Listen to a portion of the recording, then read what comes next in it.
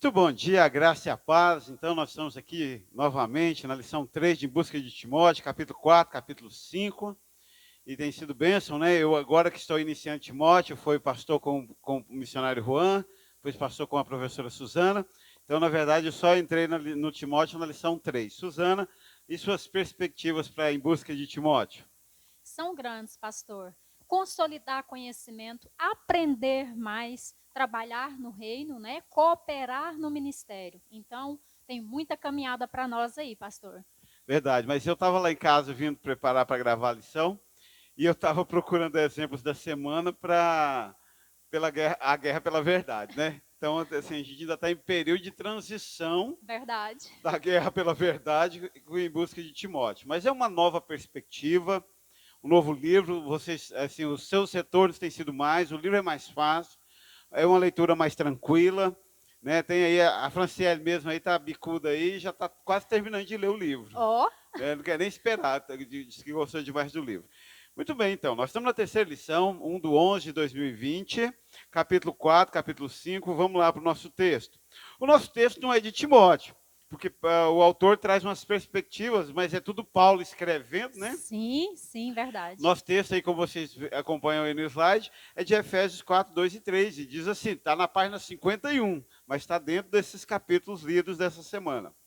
Com toda humildade e mansidão, com longanimidade, suportando-vos uns aos outros em amor, procurando guardar a unidade do Espírito pelo vínculo da paz. E Paulo vai trazer, o autor vai trazer agora, e Paulo traz, né, ele base no texto de Paulo, a necessidade de uma proximidade até sentimental. O Orlando estava me perguntando se tem esse lance mesmo de tanto coração, de encontrar coração, que o autor fala. E estava falando para ele que para se tornar um Timóteo, sem ter esse vínculo da paz, sem suportar uns aos outros em amor, né, para procurar guardar o vínculo da paz, não tem liderança. Então, liderar, ser liderado, é uma questão de amor. A pedagogia moderna diz que, dentre os diversos mecanismos de aprendizagem, o melhor deles é o de afetividade. Se eu gosto do meu professor, eu vou aprender ainda que a disciplina seja difícil. Interessante, né? Na Sim, igreja não é diferente. verdade, pastor. E esse texto que o apóstolo traz para a gente, eu achei interessante, pastor, quando ele fala ali, guardar a unidade do Espírito pelo vínculo da paz. Em outras traduções, você vai ver a palavra preservar. E eu fiquei analisando o texto, né, e pensando assim, preservar, guardar. O que isso quer dizer? Quer dizer que não somos nós, né, que geramos essa obra da unidade. É uma obra de Deus. Mas é nossa responsabilidade preservar, guardar pelo vínculo da paz. Então, isso aqui para nós, pastor, é tão interessante, tão importante com o que nós estamos aprendendo neste momento, né? E vai ser uma base, um fundamento para essa caminhada. Na verdade, são dois princípios, né? É o de suportar uns aos outros em amor, então o amor é a base, para que haja o vínculo da paz, ou seja, para que a gente se suporte é preciso ter paz. Para que haja paz é preciso que a gente se ame, né, com amor fraterno, o amor filéu, né? Para que a gente possa sobreviver a esse tempo. Mas falando para os bélicos, pastor, que esse suportar não é aquela suportar de tolerar, né? Ali nos meus limites, não. Como o senhor bem disse, o amor é a É base. a base. Então, o suportar é amparar, é caminhar junto, é segurar, é, como diz, pegar junto com o irmão, né? Na caminhada. Na Dá caminhada. suporte. E vamos lá, então, iniciando então aí, pulando, já avançando o texto, na página 41, o autor traz uma premissa que eu acho que é fundamental, né, para esse trabalho na igreja. Página 41, ele diz, ponto 1, crescimento é um processo, e processo leva tempo. De cara, a gente se lembra dos discípulos. Nos remete lá à escolha dos discípulos por Jesus Cristo. Primeiro, Jesus Cristo, ele sai pelas ruas de Jerusalém, anuncia-se como profeta, e começa a cooptar homens para trabalhar com ele. E eu acho isso incrível, E daí nascem as grandes coisas, as grandes premissas do Novo Testamento, do tipo, e vos farei pescadores de homens, né? Sim. Enfim. E eles ficam 3 anos com Cristo, até a morte de Jesus. Aí Jesus ressuscita, Jesus volta, ele é ascendido aos céus, aí que esses homens efetivamente vão dar continuidade ao trabalho de Jesus Cristo. Sim. Com Paulo não foi diferente. Timóteo, Filemon, né, Tito. Tito, né, enfim, tantos outros levaram muito tempo, ou levaram tempo de aprendizado. Aí o camarada chega na igreja, de uma dessas igrejas de evangelho raso, ele chega aqui no sábado, no domingo ele quer pregar. Não, não vai. Nossas regras continuam. E a regra é clara. 6 meses para se tornar membro. Né? Depois desses 6 meses, mais 6 meses para ingressar no ministério. Sim. Por quê? Porque crescimento, existe uma coisa chamada visão. Todo ministério tem uma visão. A irmã sabe falar bem disso, porque a irmã veio de 2 ministérios polares. Né? A gente está no polo positivo e eles estão no polo negativo. Ó, Né? Nós no polo norte e eles no polo sul. Então, até que pegou a visão, é muito sofrimento, é muito crescimento até que se adquire a visão da igreja verdade. local. Verdade. É interessante, pastor, que quando eu vejo esse tópico, eu não deixo de pensar numa tríade, né? Num tripé. Tempo, perseverança e compromisso.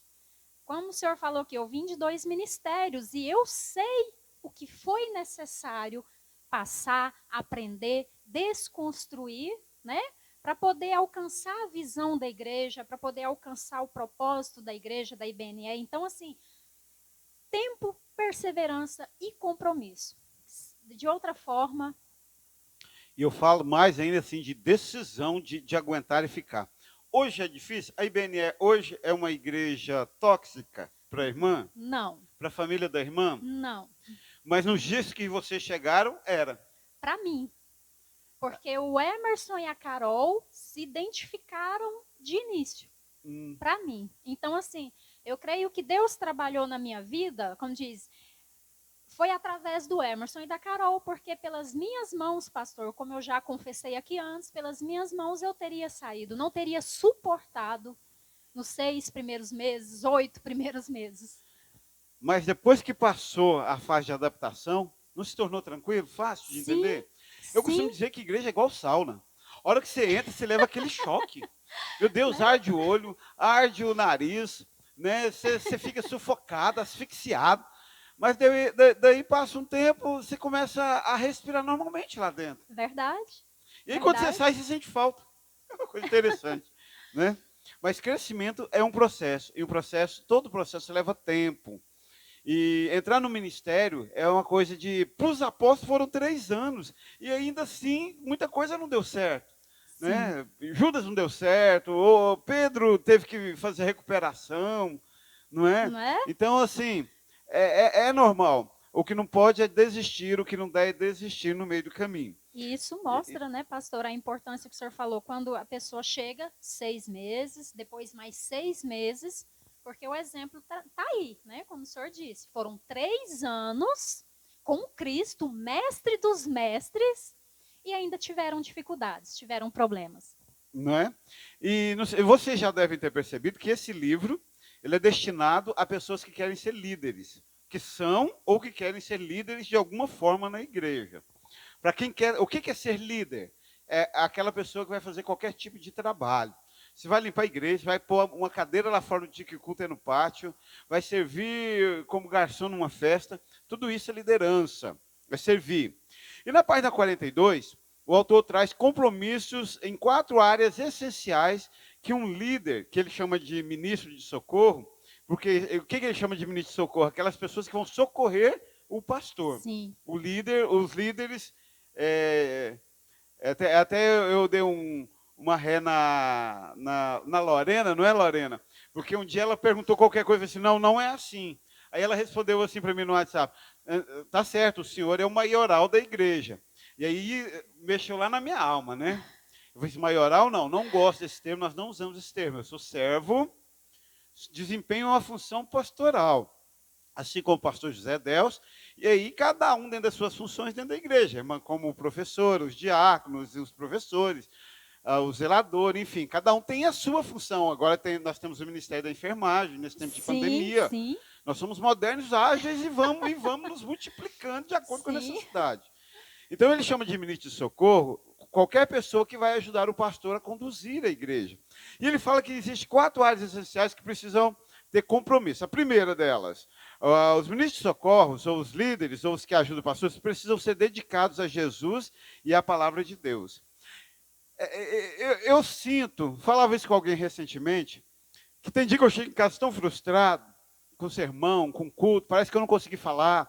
Eu tenho 17 anos que eu estou gritando. Se você não for crente, você não serve. Se você não serve a Jesus, você não serve. Você precisa ter compromisso com Jesus e com sua palavra. Ministros de socorros precisam ser dedicados à igreja e ao corpo de Cristo. Ninguém serve a Jesus sem servir a igreja. Eu vou servir a Jesus no vácuo, no espaço, acima das nuvens. Não. Se serve Jesus na igreja, sempre foi na igreja e multiplicou os pães e os peixes para quem? Para a igreja. Falou o sermão do monte para quem? Para a igreja. Curou os enfermos, onde? Na igreja, no povo reunido. Então é na igreja que se serve Jesus, não tem outro lugar. Ministros de socorros precisam ser dedicados ao próprio chamado. Né? Teve uma discussão boa no grupo sobre esse chamado, né? Sim, sim. Se deixa de ser Timóteo, deixa de ser Timóteo. Eu temo quando boto alguém no banco para a disciplina, e isso não dói o coração dele. Recentemente coloquei alguns jovens porque não participavam das lições da escola bíblica dominical. Normal, chegaram como se estivesse de férias do ministério. Não são crentes e não têm chamado ainda. Ministros de socorros precisam ser dedicados ao pastor para quem trabalha. A minha máxima sempre foi, não é eu, só comigo, qualquer um que fosse o pastor. O pastor é a porta da frente da igreja. Você não faz nada numa igreja abençoada por Deus se não passar pelo pastor da igreja. Então você precisa ser dedicado ao pastor, né? O Onan diria que precisa ser puxa-saco. Né? Eu não sei se esse é o termo. Não precisa puxar saco, mas você precisa amar, precisa se dedicar, precisa respeitar e precisa saber quem é seu pastor. Creio que puxa saco não, pastor, mas leal sim. Né? Vamos lá então, Suzana. Vai lá desde o primeiro item. Consegue lembrar? Qualquer coisa eu vou repetindo para você. Ok. Então vamos lá. Fiel. Dedicado a Jesus e sua palavra. Sim. Como nós vamos ser dedicados a Cristo se nós não conhecemos a sua obra, a sua vontade para nós, os parâmetros, né? Porque você não vai servir a Cristo de qualquer maneira. Ele deixou o padrão de como eu devo servir. Não é do jeito que eu quero. Não é da forma que eu quero. Do jeito que você acha que é. É da forma que Cristo nos deu o exemplo e deixou para nós. Segundo ponto, dedicados à igreja e ao corpo de Cristo. Lembrei da história, gosto de você, mas não gosto dos seus filhos, né? Como eu posso servir a Cristo, sendo que ele morreu pela sua igreja e eu não vou servir a igreja dele, que ele pagou um alto preço? Precisam ser dedicados ao próprio chamado. Sim, ser zelosos, trabalhar, ser perseverante. Conhecimento dá trabalho, exige esforço, exige dedicação, exige zelo. Então, não é simplesmente, né? Como diz o senhor, sempre fala, não é na frente de uma televisão, de um videogame ou de outras formas que você vai adquirir esse conhecimento. Tem que ter busca e dedicação. Dedicados ao pastor para quem trabalha. Olha só, quem que pôs o pastor à frente da obra? Né? Muitas vezes nós nos esquecemos disso. E quem é o dono da obra? Né? É Cristo, ele é o cabeça. Mas ele direcionou os seus servos. Ele chamou pastores para pastorear as suas ovelhas. Então, não tem outra forma, né, pastor? Pois é, e eu fico pensando sempre nisso, nessa questão de dedicado e honrar a pastor. Né? E para a gente falar fica bem complexo, porque é em defesa própria, né? Mas definitivamente não há serviço se você não está engajado no ministério. Sempre que a gente vai receber ou batizar alguém, a gente pergunta, a gente chama aqui à frente, chama os pastores e fala. Sim. Esses são os pastores da igreja. Te inspira confiança? Se não, procure outra igreja. E eu digo isso a você que está nos assistindo aqui, aluno, visitante da sala de adulto. Se nós, como pastores, eu, pastor João Braga, pastor Zé Delcio, não te inspira confiança, eu te aconselho a deixar a igreja e procurar uma igreja onde o pastor te inspira confiança. Porque não vai rolar. Porque primeiro eu não vou deixar você ser líder aqui nunca, enquanto eu não sentir que posso confiar em você, e vou sentir que posso confiar em você quando eu entender que você confia em mim. E é dedicado e leva em consideração. Né? Ponto 3, página 43. Tá vendo? Tá achando que é fácil ser líder na igreja? Não é? Por quê? Porque se a casa cai, causa um dano muito grande. Então, liderança é uma coisa séria. Assumir um compromisso é uma coisa muito séria. Ponto 3, página 43. Aqueles que amam o Senhor devem também amar o seu povo e considerar na mais alta honra. Lembra quando Jesus encontra com Pedro e diz assim, Pedro, tu me amas? Sim, te amo. Pedro, tu me amas? Sim, eu te amo. Pedro, tu me amas? E Pedro, a pele fala, Senhor, tu sabes todas as coisas e sabes que te amo. E aí Jesus Cristo diz assim, então apacenta os meus cordeirinhos. A coisa mais importante para Deus são seus filhos. É uma coisa engraçada, né, assim, porque quando você só tem cachorro, quando você viaja, você compra um saco de ração e qualquer um serve para ficar lá. Até o João Gabriel serve para ficar lá. Aí ele põe a ração para os cachorros, para os peixes. Agora, quando você tem filho, não.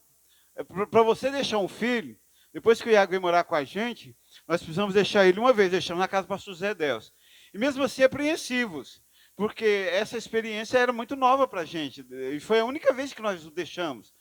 Então, assim, é muito complexo deixar filhos nas mãos dos outros. E Deus confia os seus filhos a nós. Eu ouvi certa vez, certa dada de um líder. Ah, fulano de tal, não faz questão. Naquele dia, morreu, naquela fala. Uau. Aliás, não foi um líder. Foram 2 líderes.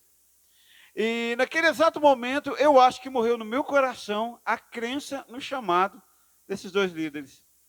Eu passei a olhar com um outro olhar desde então. Porque quem não considera o povo de Deus na mais alta honra, ainda não entendeu o que é ser ministro, muito menos socorrer, muito menos liderar. E é complicado, né, Forte, pastor? né? Como diria Nossa, o Juan, forte, né? muito. Porque muitas vezes nós perdemos o foco, pastor. Nos últimos anos, eu tenho tentado olhar assim, porque nós olhamos de nós para o pastor, né? Ou olhamos de nós para o nosso irmão. Mas nós esquecemos o que antecede isso, que é Cristo Jesus. Então, o que me constrange? É o amor de Cristo por mim. Sou carente da sua graça diariamente, carente da sua misericórdia diariamente. Quero, ser abençoada com a graça e com a misericórdia, mas me falta compaixão aos olhos quando eu vejo meu irmão, né? Que amor é esse? O mesmo sangue que foi derramado por mim, foi derramado pelos meus irmãos. E isso é tão sério, por exemplo, eu parei de buscar os meninos do jardim. Mas eu levei 2 anos de filosofia para tomar essa decisão. E, na verdade, quem tomou a decisão não fui eu, foi eles. Eles não quiseram vir mais. Por quê? Porque você não despreza filho de Deus. Ou quem está tentando ser filho de Deus, ou quem está aqui agora. Então, um líder que não tem apreço pelo próximo, não é líder. Não entendeu o processo. Nós estávamos lendo agora em Mateus, né, pastor, quando Jesus fala assim, ai daquele que fizer tropeçar um destes meus pequeninos. Pastor, eu senti um peso tão grande naquele texto, no sentido assim, meu Deus, olha a responsabilidade, né, que o pastoreio tem, olha a responsabilidade que a liderança tem.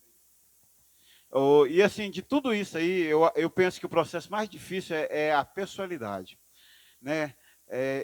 Então, assim, você tem que ter uma flexibilidade de batizar o irmão Ivo fumando porque ele não tem condições de parar, a ter que excluir um jovem que está talvez com pecado mais aos olhos humanos leve, mas você saber que você tem que pastorear com intensidade, cada um dentro da sua condição, sem desprezar. Líder, todas as vezes sempre que um líder falar perto de mim, que não faz questão de fulano de tal, porque é chato, porque é feio, porque é preto, porque é pobre, dentro do meu coração morre a crença de que você é chamado de Deus. Eu me lembro da história de quando eu mudei para cá, as filhas da irmã Alice, a Larissa e a Nayara, elas já eram moreninhas, sempre foram, nasceram, né? Já eram meio mais gordinhas e tudo. E no primeiro aniversário da igreja, depois que eu pastoreava a igreja, aí me perguntaram, me ligaram se podia, os adolescentes podiam fazer uma coreografia. Eu falei que podia. Aí na sexta-feira, no ensaio dessa coreografia, teve um perrengue. Aí me ligaram para comunicar que a Larissa e a Nayara não iam apresentar, não, que elas eram feias e pobres, iam enfeiar a apresentação Uau. da coreografia. Vocês lembram disso, Larissa e Nayara? Vocês devem lembrar, vocês sabem quem que foi também, né? E eu falei para a pessoa, se ninguém apresenta, nem de coreografia eu gosto. Eu deixei para não chocar vocês. Mas com um papo desse, não é de Deus um trem Não desse. é? Né? Quer dizer, porque a pessoa tem um biotipo diferente, uma cor diferente, vai enfeiar. Assim, era para os homens, né? Era para eles mesmos, não era para Deus. Porque Deus salvou toda tribo, toda raça, toda língua, toda nação. Então você, líder, que falar perto de mim, que não faz questão de A ou B, seja lá qual for, porque é enjoado, porque é feio, porque é bobo, porque não dá disso. Porque... Não, a gente dá as broncas. Agora, a gente faz questão de todos o tempo todo. Né? Lembrei do sermão do... Viu? E o povo Não acha é? que a gente não pastoreia nada, né? Isso Lembrei aqui. do sermão do pastor Edelso, né? Os humildes de coração. Aí o que é a humildade? De onde eu venho? Quem eu sou? No sentido ali da essência. Eu sou pecadora, merecedora do inferno, né?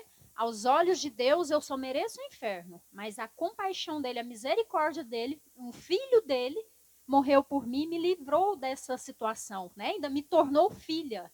É. Quero só dar mais um exemplo aqui da igreja, porque parece que isso é muito distante. Nesse mesmo ano, foi o meu ano das trevas, minha idade média aqui na igreja, né? Foi o ano das trevas. Aí o povo não podia orar, porque o povo era feio, não podia orar, ia escandalizar. Mas eu vim de um lugar onde todos devem orar. E no culto de quarta-feira, eu estava ministrando o culto e pedi a irmã Jaqueline para orar. E quando ela começou a orar lá no banco, primeiro ela levou um susto, porque ela nunca tinha orado assim publicamente, porque não podia orar. Ela começou a orar, aí o irmão diácono levantou e pegou o microfone e começou a orar. E na hora eu fiquei estarrecido, mas eu ainda não estava João Braga 100%. Deixei, acabou com o chamei ele. Falei assim, irmão, o que aconteceu? Eu falei assim, aquela irmã é pobre, ela fala errado, Jesus. vai escandalizar os visitantes. E daí eu orei para os visitantes não escutar a oração dela. Eu falei assim, a próxima vez que você fizer isso, eu te ponho para fora da igreja na hora do culto. Meu Deus, pastor. Aí, graças a Deus, ele saiu da igreja e que Deus o tenha lá onde ele está e que ele nunca mais me apareça aqui. Eu fico até feliz se não tiver que ver ele na rua. Né? Porque Interessante, né, pastor? eu sempre entendi que ele era satanista. Depois que eu li, então, John MacTour, tive certeza, ele era satanista. Ponto 4. Pastor, só um adendo. Os discípulos de Jesus eram todos ricos, letrados? Não. Interessante, né? Não, e agora o cristianismo é específico para gente bonita e inteligente e pós-graduada, de certo, né? Me poupe. Então, você quer servir? Você vai servir o povo de Deus, seja lá quem for. Sabe quem já me falaram também? Por que eu não saio daqui, não vou para Goiânia e não assumo uma igreja grande? Porque eu sou muito inteligente para essa igreja. Já me falaram isso. Eu não sei se foi um elogio ou um insulto, mas já me falaram. E olha que nem foi o Onan. Maligno. Foi maligno, E olha pastor. que nem foi o Onan. Se fosse, a gente entenderia, né? Eu acho que foi o Lucas. Não, mas não foi o Lucas também não. Vamos lá, ponto 4. Você sempre deve ter em mente que ser chamado por Deus é uma honra. E Ele é o único que recompensará pelo seu serviço. É por isso que nós servimos a igreja. Não é o irmão A, o irmão B, o irmão C. Nós servimos a igreja. Das coisas que eu mais tenho temor é do chamado. Deus me deu um chamado, então tem que zelar por Ele. E Ele é o único que vai me recompensar. Pensa se eu estivesse aqui esperando a recompensa do Lucas Assunção, do Emerson. Se eu estivesse aqui esperando a recompensa do Onan. Se eu estivesse aqui esperando a recompensa de todo mundo. Eu estava no pau da goiaba, como diz em São Miguel da Araguaia, né? Quer dizer, né? Dá até para falar um palavrão, mas não pode, está gravado. E é tão complicado, pastor, porque se eu sirvo esperando recompensa, o meu serviço, ele é, vamos dizer assim, carnal. Ele não é espiritual. Eu não estou sendo, como diz ali, talvez a palavra, eu não estou sendo íntegra. com Cristo, Cristo não está recebendo o meu serviço. Eu estou fazendo atividades religiosas. Não estou servindo, né, na essência da palavra. E quando a pessoa perde o cargo e para de vir à igreja? Meu Deus do céu, vai arder no inferno, nunca conheceu a Cristo. Cristo está acima de tudo. Eu vou abrir aqui agora, eu me lembrei agora muito da irmã Kátia Marçal, lá de Bela Vista, Goiás. Ela sempre falava que líder nenhum pode usar o púlpito para fazer desabafos pessoais. Mas, desculpa aí, Kátia, eu vou fazer um desabafo pessoal do Instagram. Eu tô supitando com o Instagram. Duas frases do Instagram. Primeiro, onde está a felicidade? E a segunda é o maior presente de Deus. Vocês não têm noção.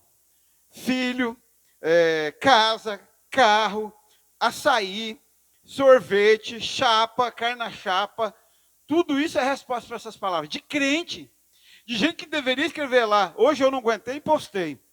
Né? A obra de Cristo, onde está a felicidade? Está na cruz de Cristo, na obra vicária de Cristo por mim. Onde está? Qual o maior presente que Deus me deu? Foi a salvação infeliz. O dia que, enquanto seus filhos forem o seu maior presente de Deus, você está no inferno e seus filhos também, porque você está colocando eles em primeiro lugar e Deus vai tirá-los. Então, assim, o chamado de Deus para você tem que estar em honra assim, na sua vida. Tipo assim, eu vou casar, achei um que casa comigo. Ele vai acrescentar no meu chamado? Não, está com o pé na bunda dele. Porque Deus não vai te dar felicidade com ele, não. Não vai, não. Ou não vai, não. Se iluda o tanto que você quiser. E desfrute bem um ano, porque no geral ele te larga depois de um ano. O senhor me fez lembrar de outro texto que nós lemos há poucos dias. Nós estamos lembrando demais. Não, quando Pedro pergunta assim, Senhor, e nós que deixamos tudo para te servir? Aí, né, Cristo fala, né, a ele, né, que eles vão herdar os 12 tronos, vão se assentar os 12 tronos e julgar as nações. E depois ele fala para quem? Para nós. E é aqueles que deixar pai, mãe, irmãos, filhos, campo, achei interessante a palavra campo, né, trabalho e tal. Além de receber 100 vezes mais, ainda herdará a vida eterna. Né? Então, pastor, aonde está a felicidade? Eu creio que a felicidade, quando você serve ao reino, não existe nada que substitua aquela alegria, aquele gozo, aquela satisfação. Você está com um perrengue no casamento, mas o seu coração está feliz, está satisfeito. Você está com um perrengue no trabalho, mas você vê a obra caminhando, você vê frutificando, aquilo te dá uma alegria sem preço. Então, assim, eu compreendo esse texto de uma forma com júbilo, sem palavras. Plena, né? Plena, sem palavras. É verdade, é isso daí.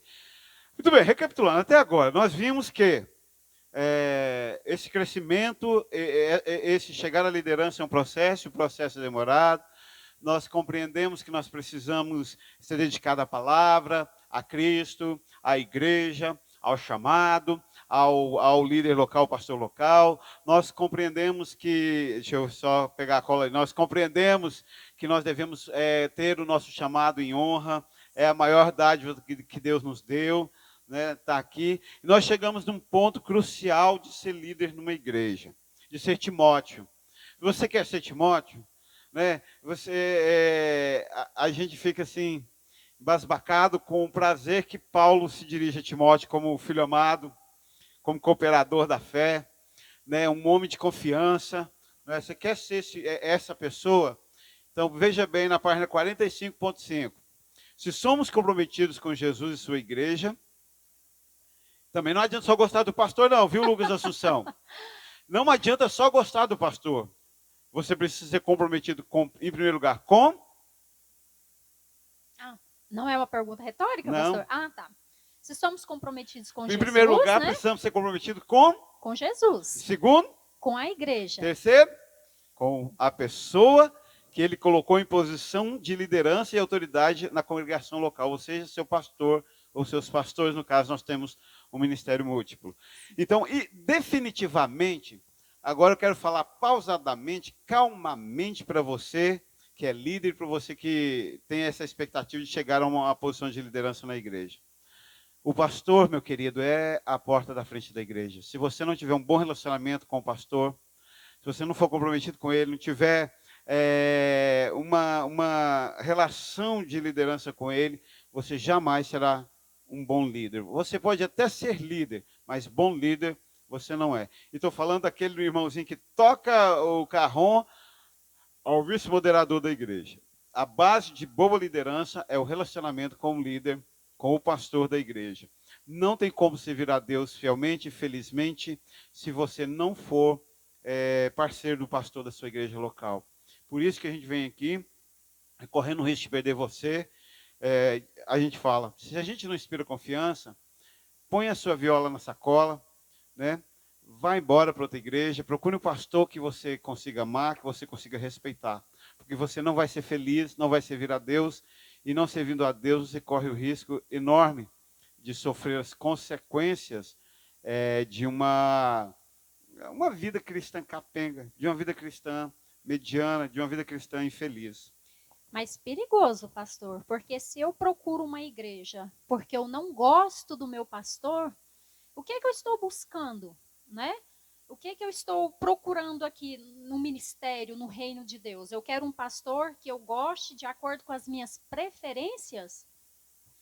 Cadê? Vamos dizer assim, nós temos que aprender os princípios, né? Autoridade espiritual, temos que aprender a vontade de Cristo para nós, não é do jeito que eu quero, é da forma que Cristo quer. Ele é o dono da obra. Então, assim, é complicado o indivíduo que sai. Eu falo, pastor, vamos um momento terapêutico, pastor? Vai, cura. Vamos lá. Quando eu cheguei aqui, foi difícil. Eu achava assim, meu Deus, eu não consigo lidar com a personalidade do pastor João. É difícil, eu não vou conseguir. Tem hora que nem eu.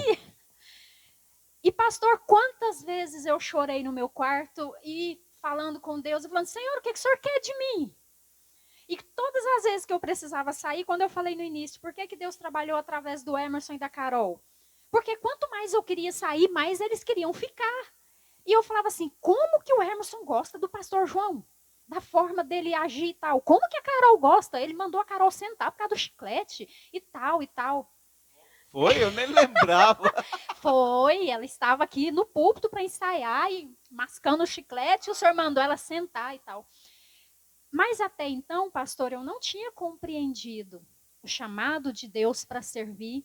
Eu não tinha compreendido o conceito de autoridade espiritual, quando eu falo na sua essência.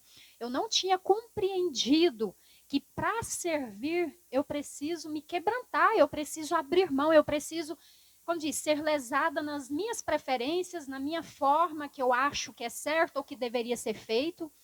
Eu preciso ser direcionada. E nós resistimos ser direcionados. Mas Deus, pela sua graça e misericórdia, né, foi curando, foi tratando. Não foi fácil, irmãos, apanhei muito. Pastor João é duro na queda. Mas pela graça de Deus, vamos rompendo. Ele mudou a personalidade dele? Não. Às vezes até melhorou um pouquinho por causa da idade. Ou Deus me tratou, me curou e me deu condição de servir ao reino dele em unidade. Né? E não foi a primeira, não. A irmã falando, eu me lembrei da Jaciara, muitos anos atrás. Assim que eu tinha chegado aqui, uns 3 anos que eu tinha chegado aqui, 4 máximo. E ela falou assim, não é fácil ser ovelha do Senhor. Aí eu respondi para ela assim, não é para os fracos. Verdade. Né? Não é para os fracos. É para não os é para chamados. os melindrosos. Né? Tanto é que eu não sou evangelista, eu sou mestre. Eu sou calvinista. Se você pipocar, eu só vou entender que você é daqueles ímpios que foi criado para o dia do juízo. Se você suportar, o pastor Carlos sempre dizia isso, você não precisa ter dó de quem é chamado de Deus. Quem é chamado de Deus aguenta o tranco. Né? Aguenta o tranco. Então eu vejo muitas pessoas passaram por aqui nesses anos todos, querendo ascensão na igreja e achando que faria isso atropelando. Enfrentando. Eu me lembro de teve um que saiu, e eu me lembro que a gente conversando ali fora, ali, e ele olhou para mim e disse assim, não, eu vou sair porque o senhor só gosta do pastor José Delcio. Não dá moral pra gente. Ele usava droga, depois que sabia que ele estava traindo a esposa, ele fumava maconha no emprego dele. Tanto posteriormente a esposa dele voltou para o estado de origem e ele juntou com a amante.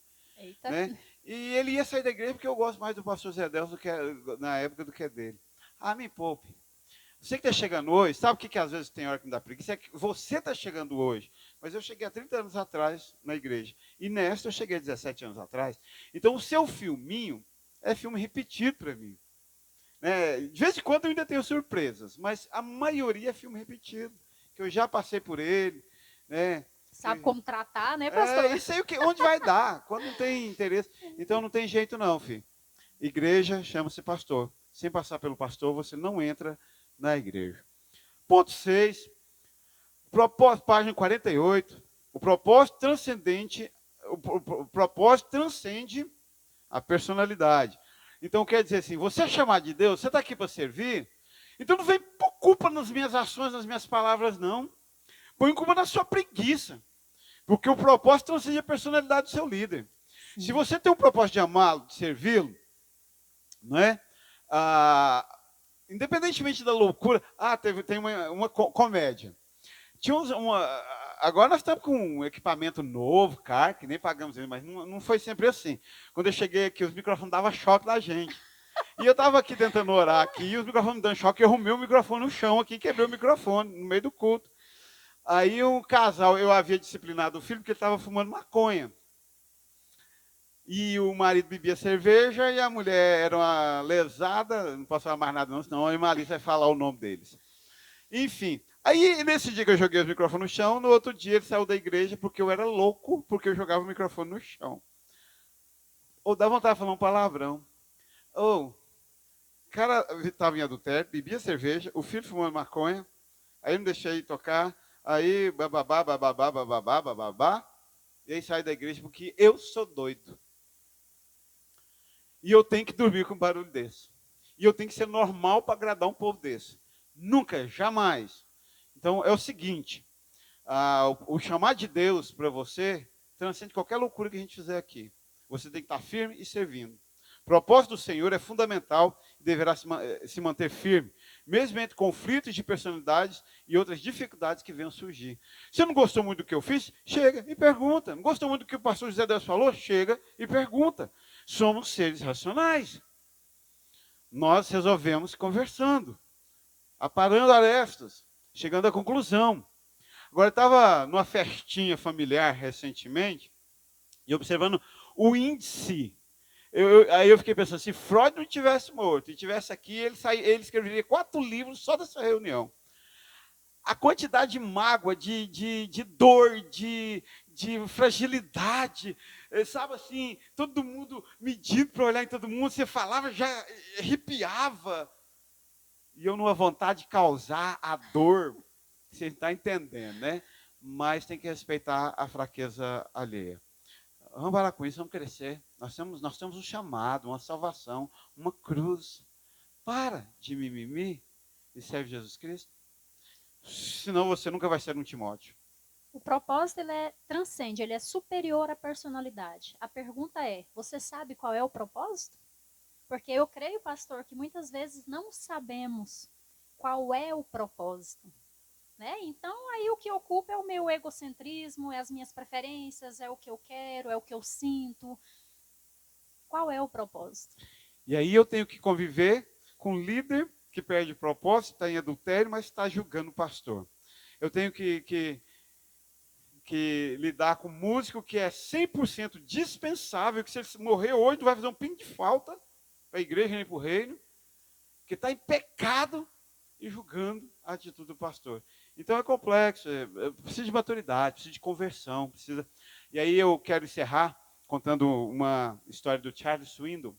Charles Swindoll disse que o chamado, o reino de Deus, é como você entrar. E há muitos anos eu li isso e eu empolgo em contar porque, confesso, eu vou contar para vocês, foi quando eu comecei a colecionar taças.